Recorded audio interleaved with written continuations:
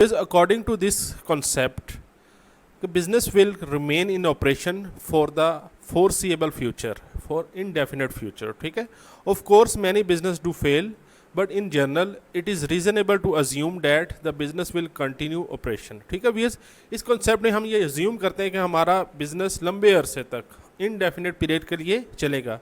viewers आप खुद सोचें, अगर हमने जहन में रखा हो कि हमारा बिजनेस 2 महीने बाद 3 महीने बाद ख़त्म हो जाएगा, तो आप खुद सोचें कि हम उसकी क्या अकाउंटिंग करेंगे. ठीक है, उसको क्या बिज़नेस को चलाएंगे.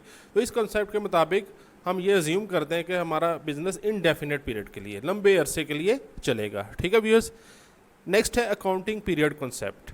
व्यूअर्स इस कॉन्सेप्ट के मुताबिक this concept states that the life of a business can be divided into artificial time.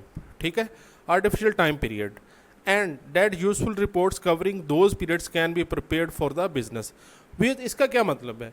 Viewers आप खुद सोचेंगे, अगर हम ऊपर वाले कॉन्सेप्ट में, गोइंग कंसर्न कॉन्सेप्ट में हमने देखा है कि हम ये अज्यूम करते हैं कि बिज़नेस हमारा लंबे अरसे तक इनडेफिनेट पीरियड के लिए चलेगा, तो क्या हम उसकी अकाउंटिंग भी लंबे अरसे के लिए करते रहेंगे, उसको डिवाइड नहीं करेंगे.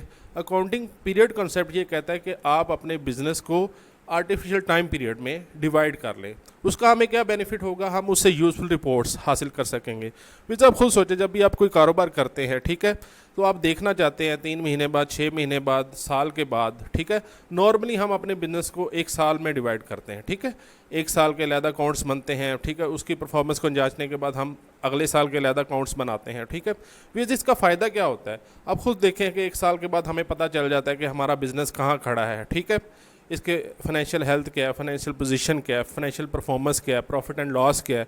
आप खुद सोचें कि अगर हम इसी तरह चलते जाए तो हमें क्या मालूम होगा, हम प्रॉफिट में हैं, लॉस में हैं, हमें क्या करेक्टिव मेजर्स लेने चाहिए. ठीक है, हमें क्या करना चाहिए, हमारे एसेट कितने हैं, हमारी लाइबिलिटीज़ कितनी हैं. ठीक है, तो अकाउंटिंग पीरियड कंसेप्ट के मुताबिक जब हम अपने बिजनेस को आर्टिफिशियल टाइम पीरियड में डिवाइड कर देते हैं, नॉर्मली आप याद रखिएगा कि 1 साल के पीरियड में के बाद हम फाइनेंशियल रिपोर्ट्स जनरेट कराते हैं, profit and loss account, balance sheet बनती हैं. ठीक है, उसका हमें फ़ायदा क्या होता है कि हमें साथ साथ बिज़नेस की परफॉर्मेंस पता चलती रहती है. ठीक है, हर साल की अलहदा बुक्स मेंटेन की जाती हैं. ठीक है, तो इसका फ़ायदा ये होता है कि हमें साथ साथ उसकी परफॉर्मेंस पता चलती रहती है बिज़नेस की, तो हम उसके मुताबिक करेक्टिव मेजर्स ले सकते हैं, हमें क्या करना चाहिए, क्या नहीं करना चाहिए. ठीक है व्यूअर्स.